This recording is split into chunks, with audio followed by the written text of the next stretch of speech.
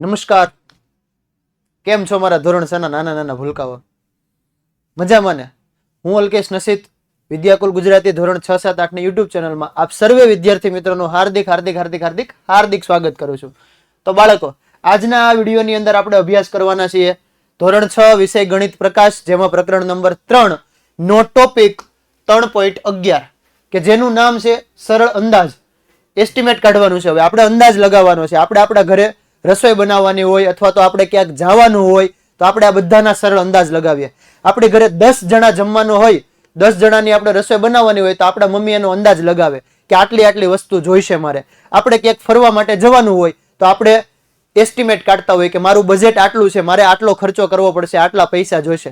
બસ બાળકો, એ જ બધું આપણે આ વિડીયોની અંદર શીખવાના છીએ. તો મારી સાથે અંત સુધી જોડાયેલા રહેજો અને તમારા મિત્રો સુધી આ વિડીયોને શેર કરી દો. ચાલો ફટાફટ એને બોલાવી લ્યો કે હાલ ભાઈ, આપણા સાહેબ આવી ગયા છે, આપણે આપણું ભણવાનું ચાલુ કરીએ.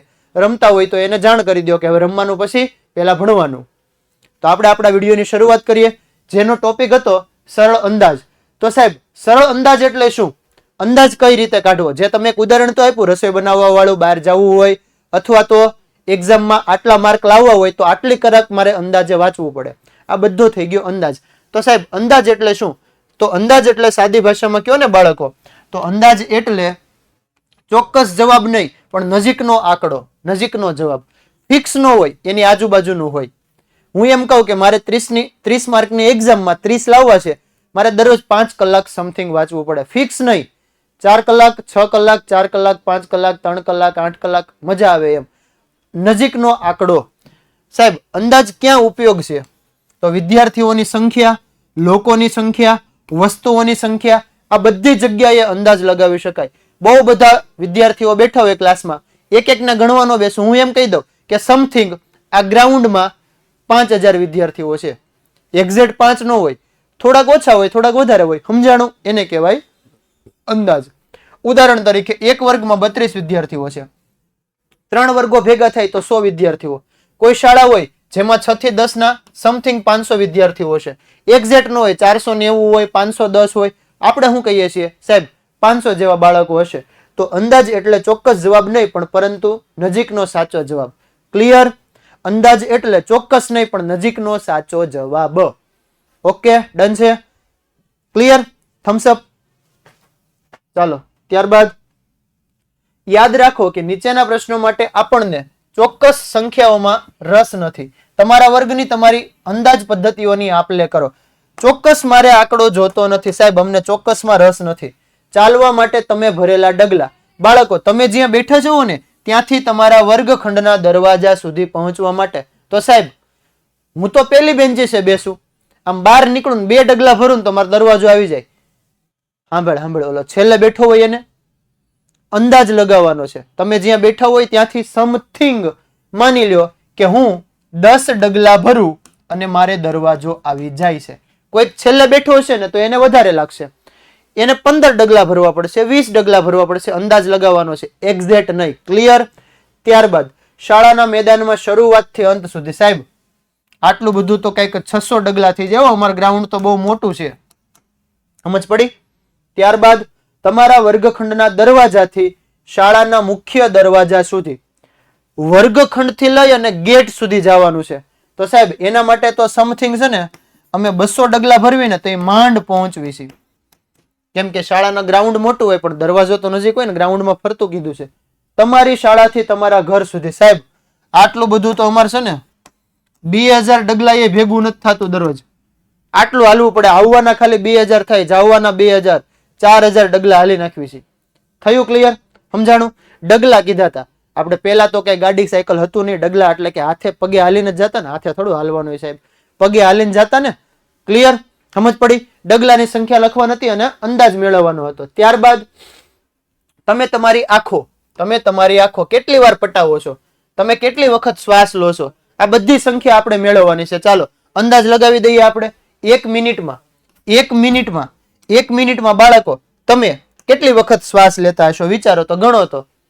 બેઠા બેઠા પ્રેક્ટિકલ કરો. ચાલો, 1, 2, પાછો છોડવાનો છે, નકરો લીધે જ નથી રાખવાનો, નહીતર આ ફાટી જાય ફૂગો. ફેફસામાં ભરે જ જશે તો શું થાય? કાઢવાનો છે પાછો. એટલે 1 મિનિટમાં સમથિંગ સાહેબ હું છે ને 1 મિનિટની અંદર કેટલી વાર શ્વાસ લેતો હશું ખબર? ઓલા આંખ પટાવવાની શ્વાસ ક્યાં આવી? આંખ પટાવવાની બાળકો, આંખો પટપટાવવાની છે. 1 મિનિટમાં હું છે ને 20 થી 25 વખત આંખ પટાવતો હશું. 20 વખત. ચાલો 1 કલાકમાં સાહેબ 1 મિનિટમાં 20 વખત હોય ને તો 1 કલાકની અંદર 60 મિનિટ આવે સાહેબ. ગુણાકાર કરી નાખો ને તોય આવડી જાય. 120 વખત અંદાજ લગાવવાનો છે. એક દિવસમાં સાહેબ 24 કલાક આવે હો. 12 કલાક, એમાં 12 કલાક તો હું સુઈ જાઉં. 12 કલાક તો હું સુઈ જાઉં. 12 કલાક જ વધે. 12 × 12 144 સાહેબ 1440. એની જગ્યાએ સમથિંગ હું છે ને 12 જ રાખ્યા છે ને તો 1200 વખત કહી દઉં. હાલો, કોઈ કેમ કે સાહેબ હું તો 1300 વખત પટાવું છું. એના ઉપર આધાર રાખે. સુઈ જાવ ત્યારે આખું ન પટપટાવવાની હોય ને. સુઈ જાવ એટલે આખું બંધ થઈ જાય ત્યારે તો કઈ પટપટાવવાની હોય નહીં. આપણે તો અંદાજ લગાવવાનો છે. આમાં તમે અલગ અલગ જવાબ પણ આપી શકો. ત્યારબાદ તમારી આસપાસમાં આવેલી વસ્તુઓના ઉદાહરણ આપો. જેમ કે પેલું ઉદાહરણ કીધું છે બાળકો, જેની સંખ્યા 1000માં હોય. જેની સંખ્યા 1000માં હોય. જેની સંખ્યા 1000માં હોય. આપો મને કોઈક ઉદાહરણ સાહેબ. મારી સ્કૂલમાં છે ને 1000 ઉપર છોકરા છે. આપી શકો કે નહીં ઉદાહરણ? હા. પ્લસ બીજું, અમારા ઘરે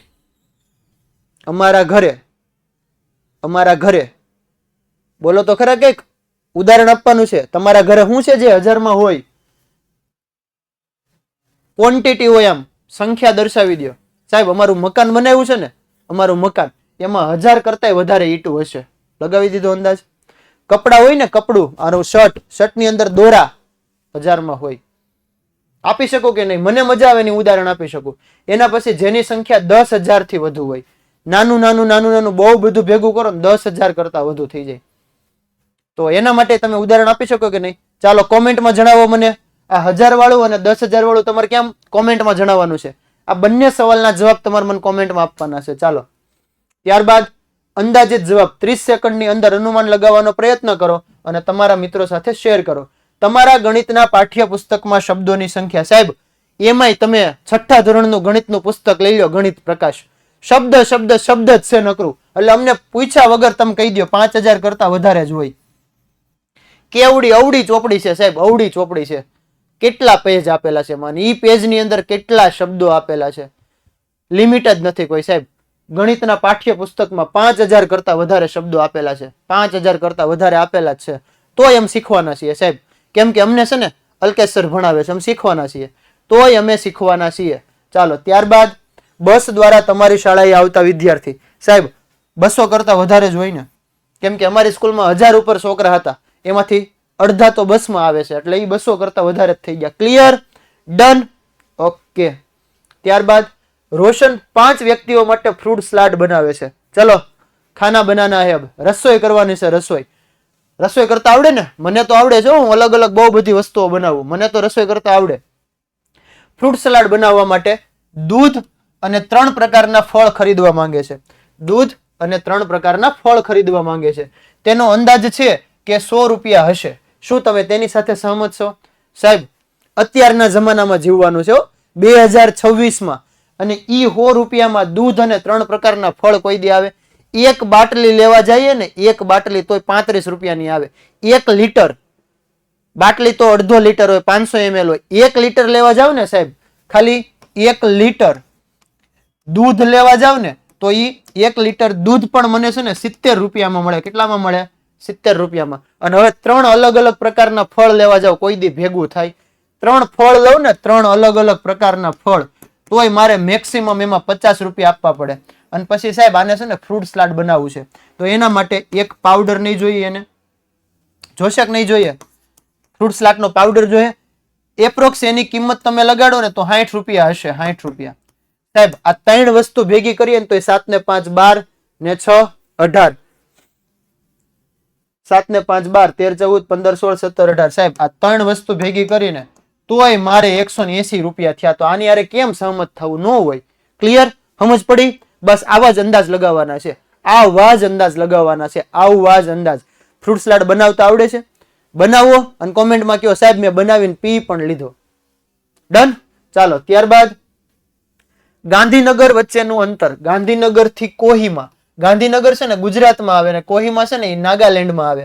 આની વચ્ચેનું અંતર અંદાજ લગાવો. આ શહેર શોધવા માટે ભારતના નકશા ઉપર જવું પડશે સાહેબ. હવે નકશો ક્યાં લેવા જાવ અમારે? તો તમે છે ને જે ડિજિટલ પ્લેટફોર્મ મોબાઈલ ફોનનો ઉપયોગ કરો ને એ મોબાઈલ ફોનમાં નકશો આવે, તમે સર્ચ કરીને જોઈ શકો. ગાંધીનગર થી કોહિમા વચ્ચેનું અંતર એપ્રોક્સ 3500 થી 3000 જેવું હશે. અંદાજ લગાવીએ છીએ આપણે. તો ગુજરાત ન્યાથી નાગાલેન્ડમાં જવાનું સામેના છેડે. સમજાણું હું કીધું? સમથિંગ હું એવું કહેવા માંગુ છું કે સાહેબ અંદાજિત આ અંતર છે ને, અંદાજિત અંતર 2000 થી 2500 જેવું હશે. પછી જો આમાં આડાહવડું હોય, ઓછું હોય ને વધુ હોય, આપણે તો અંદાજ લગાવ્યો ખાલી. કેમ કે મેં તો કઈ ગુજરાત થી કોહિમા નાગાલેન્ડ જોયું છે નહીં. આપણે તો અંદાજ લગાવ્યો ખાલી નકશામાં જઈને. તમે પણ ચેક કરી લેજો નકશામાંથી. ત્યારબાદ જો આ જે અભ્યાસ કરો છો ને એ દરેકની પીડીએફ જોતી હોય ને, આ ફ્રૂટ સલાડ કઈ રીતે બનાવવું ને એના વિડીયોની વાત નથી કરતો, હું તો ગણિતની વાત કરું છું. એ ગણિતની પીડીએફ જોતી હોય ને તો એના માટે તમારે વિદ્યાકુલ એપ ડાઉનલોડ કરવું પડશે, જ્યાંથી તમને સ્વાધ્યાયનું સોલ્યુશન, પાઠ્યપુસ્તકની પીડીએફ અને એમસીક્યુ ટેસ્ટ સાવ મફતમાં મળવાની, ફ્રીમાં. તો એપ્લિકેશન ડાઉનલોડ કરી લેજો. એમાં હું સાહેબ કઈ રીતે કરવાનું? નીચે લિંક આપેલી છે, ને અડો ને એટલે પ્લે સ્ટોરમાં વહી જશો, ત્યાંથી ડાઉનલોડ નો ઓપ્શન આવે, એમાંથી ડાઉનલોડ કરી લો અને લોગિન કરો એટલે તમને આ બધી વસ્તુ મફતમાં મળવાની છે. ચાલો વિડીયો પૂરો થાય ને આપણો આ વિડીયો એટલે પહેલા તમારે ડાઉનલોડ કરી લેવાનું છે. કરશો ને? થમ્સ અપ. હા સાહેબ કરી દેશું. ત્યારબાદ શીતલ છે ને એ 6ઠા ધોરણમાં ભણે છે. કોઈક શીતલ નામની છોકરી હશે તમારા જેવડી, જે તમારા જ 6ઠા ધોરણમાં અભ્યાસ કરે અને કહે છે કે તેણે આજ સુધી લગભગ 13,000 કલાક શાળામાં વિતાવ્યા છે. શું તમે તેની સાથે સહમત છો? સાહેબ 13,000 કલાક શા માટે અથવા શા માટે નહીં? ચાલો ચેક કરીએ. સાહેબ એક વર્ષની અંદર છે ને, એક વર્ષની અંદર અમે એપ્રોક્સ અંદાજિત કાર્ય દિવસ લઈ લઉં ને, કાર્ય દિવસ, તો પણ મેક્સિમમ 220 દિવસનું કાર્ય હોય આપણે સ્કૂલે જવાનું. ઓકે સાહેબ. આ 6 ધોરણ સુધી ભણી આ તો દિવસની વાત કરી. હવે કલાકની વાત કરીએ. ચાલો સાહેબ હું છે ને અંદાજિત શાળામાં 5 કલાક જાઉં છું. કેટલી કલાક ખબર? 5 કલાક જઈ અને ભણું છું. પછી ભલે ને એમાંથી 2 કલાક જ ભણતા હોય તમારી જેમ, 2 કલાક જ ભણો, બાકી 3 કલાકમાં તો પીટી નો લેક્ચર આવે, બ્રેક આવે, અને આપણી બ્રેક તો ચાલુ જ હોય, નાની વોશરૂમ વાળી 30 મિનિટ અને 30 મિનિટ લેક્ચર. સાહેબ ઉભા જ હોય આમ કરીને, હે ને ઉભા હોય ને, ઉભા જ હોય, ખબર જ છે, ટેવ પડી ગઈ હોય. આટો મારવા માટે વોશરૂમ ન જવાનું હોય, ગ્રાઉન્ડમાં આટો મારવા જવાનું હોય, આટો મારીને હોય આવવાનું હોય. સ્કૂલને જોવાનું હોય કે કઈ નવી ઘટના નથી બની ને જે મને ન ખબર હોય એમ. 5 કલાક ભણો ને તોય 220 દિવસના ગુણ્યા 5 કરી દઉં. 220 ગુણ્યા 5 કરું તો 5 0 0 5 દુ 10 5 દુ 10 ને 11 1100 કલાક થઈ. એક વર્ષમાં 1100 કલાક ભણ્યા ભાઈ. આ બેન એક વર્ષની અંદર 1100 કલાક ભણે. હવે એ 6ઠા ધોરણમાં આવી ગઈ એટલે પહેલા ધોરણથી ગણો, બાલવાટિકા કાઢી નાખો, એ નથી જોવું આપણે. પહેલું, બીજું, ત્રીજું, ચોથું, પાંચમું, છઠ્ઠું. સાહેબ 6 વર્ષ ભીણા. 1100 ગુણ્યા 6 કરો, 6 0 0 6 0 0 6 1 6 6 1 6. સાહેબ તોય છે ને, તોય 11 6 66 6600 કલાક થાય. આને કેવડો મોટો ફાકો મારી દીધો જો. 13,000 કલાક કેમ ભેગું કરવું? બાલવાટિકા, જુનિયર, જીનિયર એના 3 કલાક લઈ લઉં ને તોય 9 થયા. 9 1100 ગુણ્યા 9 સાહેબ તોય છે ને, તોય 9,900 કલાક થઈને. અહીંયા તો 13,000 નો કવડો મોટો ફાકો મૂકી દીધો. અમે એની હારે સહેમત નથી. ખોટું બોલે છે સાહેબા, પોસિબલ જ નથી. ક્લિયર? સમજ પડી ગઈ? ડન. ત્યારબાદ પહેલા લોકો લાંબા અંતર સુધી ચાલતા હતા કારણ કે તેમની પાસે પરિવહનનું કોઈ બીજું સાધન હતું નહીં. ધારો કે તમે તમારી સામાન્ય ગતિએ ચાલો છો તો તમને નીચેના સ્થળે જવા માટે આશરે કેટલો સમય લાગશે? તમારી પાસે કોઈ પણ પ્રકારનું વાહન નથી, તમારે કઈ રીતે જવાનું છે? ચાલીને. અને અંદાજ લગાવવાનો છે. ચાલો મારી સાથે તમે પણ તમારો અંદાજ કોમેન્ટમાં જણાવો મને બાળકો. તમારા વર્તમાન સ્થાનથી નજીકના તમારા મનપસંદ સ્થળોમાંથી એક જગ્યાએ જવા માટે. માની લ્યો કે હું જ્યાં રહું છું ત્યાં એની આજુબાજુમાં કોઈ મનપસંદ સ્થળ હોય, જેમ કે કોઈ મંદિર, કોઈ ગાર્ડન, કોઈ થિયેટર, કોઈ ફરવાલાયક સ્થળ, ત્યાં મારે પહોંચવું હોય, ચાલીને જવું હોય ને તો સાહેબ 1 કલાકમાં પહોંચી જાઉં હું.